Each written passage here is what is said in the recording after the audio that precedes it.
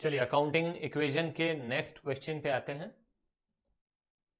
तो ये है आपका अगला question, what will be the effect of the following on accounting equation. तो सबसे पहला ट्रांजैक्शन है, Harish started business with cash. तो प्रोसीजर सेम रहेगा। सबसे पहले हमको देखना है कि कौन कौन से एसेट्स एंड लायबिलिटीज इन्वॉल्व हैं। तो यहाँ पे सबसे पहले जो हमको दिख रहा है वो है कैश एंड कैपिटल। ठीक है, purchase goods for cash ₹5,000 and on credit 2,000।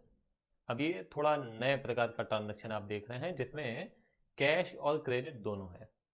एक एक करके देखेंगे। सबसे पहले तो आप देखिए कि आप गुड्स खरीद रहे हैं। ठीक है, हमारे पास गुड्स आ रहे हैं। कितने के गुड्स आ रहे हैं? हमारे पास 5,000 एंड 2,000 ऑल टुगेदर 7,000 के गुड्स आ रहे हैं। ठीक है, तो हमारा पहला अकाउंट बन जाता है यहाँ पे गुड्स। ठीक है, 7,000 से गुड्स बढ़ जाएंगे, मगर हमारे पास से कैश चला जाएगा 5,000 से। तो अगला अकाउंट है कैश। और हम उधार में भी खरीद रहे हैं, और जिस व्यक्ति से हम उधार में खरीदते हैं उसको कहते हैं क्रेडिटर। बिल्कुल सही। तो तीसरा अकाउंट जो इन्वॉल्व है दैट इज क्रेडिटर। अब आगे बढ़ते हैं। Third, sold goods for cash ₹4,000 costing 2,400। क्या मतलब हुआ? 2,400 के गुड्स हमने 4,000 में बेचे हैं, कैश में बेचे हैं। Getting my point? 2,400 के गुड्स यदि 4,000 में बेचेंगे तो प्रॉफिट होगा कि लॉस होगा? आप कहेंगे सर ऑब्वियस सी बात है, प्रॉफिट होगा 1,600 का। तो प्रॉफिट होगा तो उसका क्या होगा? अरे सर कैपिटल बढ़ जाता है। बिल्कुल सही। तो 1,600 से कैपिटल बढ़ जाएगा, हमारे पास कैश आ जाएगा, और हमारे पास से गुड्स चले जाएंगे। तो गुड्स चले जाएंगे 2,400 के, कैश आ जाएगा 4,000, और कैपिटल बढ़ जाएगा 1,600। ठीक है, बाकी सारी चीजें हम फॉर्मेट में देख लेंगे। उसके बाद है rent paid and rent outstanding. Rent दिया और रेंट देना बाकी है, दोनों चीजें हैं।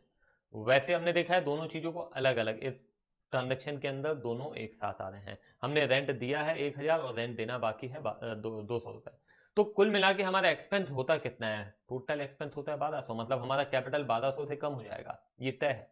क्योंकि हमको मालूम है कि कैपिटल हमारे एक्सपेंस से कम होता है, चाहे हमने उसके लिए अभी पे किया हो या फिर पे करना बाकी हो। दोनों केसेस में कैपिटल क्या होता है? कम होता है। तो यहां पे 1,000 और 200 कुल मिला के 1,200 रुपए से हमारा कैपिटल कम हो जाएगा। This should be very very clear. तो कैश हमारा कम हो गया 1,000 से। ठीक है, और कैपिटल दूसरा हमारा कम हो गया 1,200 रुपए से, और एक लायबिलिटी बढ़ गई जिसका नाम क्या होगा? Outstanding rent. Is it clear? तो अब देखिए यहाँ पे कितने प्रकार के एसेट्स हैं। एक आ गया कैश, दूसरा आ गया गुड्स, तीसरा, अब एसेट तो दिख नहीं रहा है, लायबिलिटी देख लेते हैं। तो लायबिलिटी साइड एक ये कैपिटल आ जाएगा, दूसरा आप देखिए ये क्रेडिटर आ जाएगा। अच्छा, उसके बाद ये गुड्स हो चुका है, कैश भी हो चुका है, कैपिटल भी हो चुका है। कैश कैपिटल बचा क्या? ये आउटस्टैंडिंग रेंट।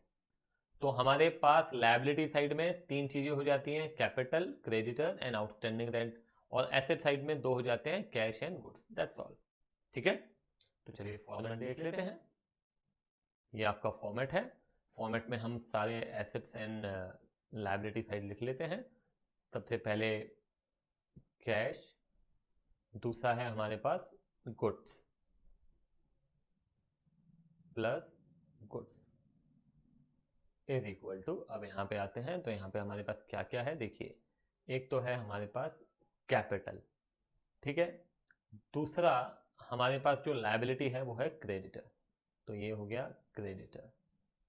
और तीसरा है आउटस्टैंडिंग रेंट, तो ये हो गया। अब चलते हैं और एंट्रीज करते जाते हैं हर एक ट्रांजैक्शन की। तो सबसे पहले बिजनेस स्टार्ट किया 18,000 से। ये 18,000 हमारे पास क्या आ गया?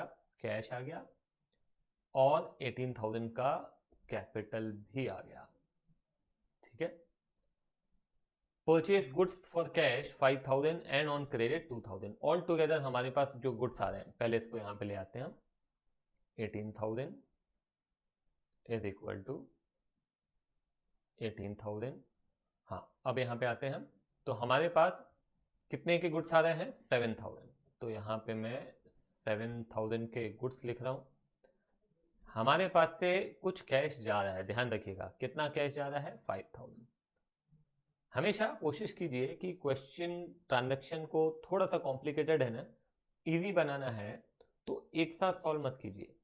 जैसे यहाँ पे हम देख रहे हैं पहले गुड्स आए, आप गुड्स आए वो रिकॉर्ड कीजिए, फिर हम देख रहे हैं कैश जा रहा है वो रिकॉर्ड कीजिए, फिर तीसरी चीज पे आइए, थोड़ा सा आगे बढ़िए, क्वेश्चन अपने आप आसान हो जाता है।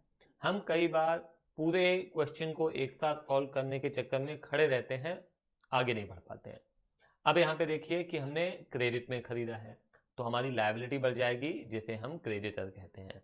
कितने से लायबिलिटी बढ़ेगी हमारी 2000 से हमारी लायबिलिटी बढ़ जाएगी। ठीक है, अब देखिए यहाँ पे आप इंपैक्ट देखिए, आप इंपैक्ट देखिए कि इस ट्रांजैक्शन का इंपैक्ट क्या है। मैं आपको पहले भी कह चुका हूं, अभी फिर कह रहा हूं कि एसेट साइड यदि इंक्रीज होता है तो लायबिलिटी साइड भी इंक्रीज होगा, एसेट साइड डिक्रीज होता है तो लायबिलिटी साइड भी डिक्रीज होगा और इक्वली होगा। तो यहां पे आप देख सकते हैं कि एक एसेट 7000 से बढ़ रहा है गुड्स और दूसरा एसेट 5000 से कम हो रहा है जो है कैश। तो अल्टीमेटली हमारा एसेट बढ़ रहा है 2000 से, तो 2000 से हमारा एक एसेट मतलब ऑल टुगेदर एसेट बढ़ा और दूसरी तरफ हमारी लायबिलिटी भी 2000 से बढ़ी। अब एक काम करते हैं, इसको टोटल अपन करते हैं 18000 माइनस 5000 दैट वुड बी 13000। यहाँ पे आइए गुड्स प्लस 7000, ठीक है, इज इक्वल टू, अब यहाँ पे आते हैं अपन, अब ये कुछ भी नहीं है, ये 2000 हो जाता है और ये हो जाता है 18000। अब आप देखिए कि दोनों इक्वल हैं या नहीं है, दैट इज इंपॉर्टेंट। आप 13 प्लस 7 कितना होता है 20 और इधर भी देखिए तो 20, दैट इज इक्वल। ठीक है, अब आते हैं थर्ड ट्रांजैक्शन पे। तो हमने गुड्स बेचे हैं कितने के 2400 के, कितने में 4000 में। तो पहली बात तो गुड्स आपके पास से गए 2400 के गए, ध्यान रखिएगा गुड्स आपके पास से कितने के गए हैं 2400, कितने में गए हैं 4000, तो 4000 रुपीज आपके पास आएगा, ये 4000 आपके पास आ गया। 4000 कैश आया, गुड्स का 2400, मतलब प्रॉफिट कितना हुआ 1600, कहाँ जाता है कैपिटल में, तो कैपिटल 1600 से बढ़ जाएगा। अब आप देखिए ओवरऑल इंपैक्ट, 4000 प्लस हुआ 2400 माइनस हुआ, ऑल टुगेदर 1600 रुपए बढ़ा, इधर भी 1600 रुपए बढ़ा, तो दोनों साइड इक्वल हुआ। अब आते हैं इसको टोटल करते हैं, तो ये हो जाएगा 17000 प्लस, अब इसको आप कीजिए माइनस, तो ये माइनस करेंगे तो हो जाएगा 4600। ठीक है, इक्वल करते हैं, देखते हैं इस तरफ 2000 प्लस 19600, तो क्या दोनों तरफ 21600 आ रहा है, बिल्कुल आ रहा है सर, बिल्कुल सही है। अब यहाँ पे आइए, अब यहाँ पे भी दो ट्रांजैक्शन है, आराम से रेंट पे किया 1000 और 200 रुपए पे करना बाकी है। तो पहली बात तो रेंट दिया आपने 1000, तो आपके पास से कैश कितना चला गया 1000, तो मैं 1000 कैश माइनस कर दे रहा हूँ। ठीक है, और 200 रुपए देना बाकी है, मतलब एक लायबिलिटी बढ़ गई, कितनी 200 रुपए, तो 200 रुपए से एक लायबिलिटी बढ़ गई जिसका नाम है आउटस्टैंडिंग रेंट। और ऑल टुगेदर क्या हुआ, ऑल टुगेदर हमारा कैपिटल क्या हो गया, कम हो गया, कितने से 1200 से, तो 1200 से हमारा कैपिटल कम हो गया। हर एक ट्रांजैक्शन को रिकॉर्ड करने के बाद आप देख सकते हैं कि उस ट्रांजैक्शन का अल्टीमेट आउटपुट क्या है, दोनों साइड इक्वल आउटपुट है या नहीं है, अगर नहीं है तो गलत है।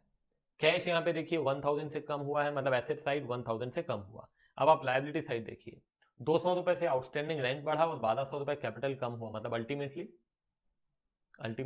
1000 से लायबिलिटीज कम हुई है, तो आउटपुट इक्वल है।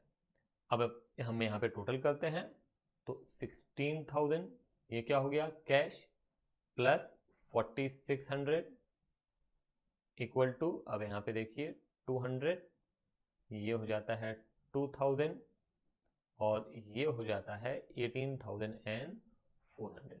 तो अब टोटल देखते हैं 18400 प्लस 2000 20400 एंड 20600। इधर भी आप देखेंगे तो 16000 प्लस 4600 दैट इज 20600। तो उम्मीद करता हूं कि समझ में आया होगा, और यदि समझ में आया है, आप सेटिस्फाइड हैं, तो अपने फ्रेंड्स के साथ शेयर कीजिए। हमारे चैनल को सब्सक्राइब कीजिए और साथ ही साथ बेल आइकन को प्रेस कर सकते हैं यदि इसी तरीके के और लेक्चर्स आप देखना चाहते हैं। Bye bye.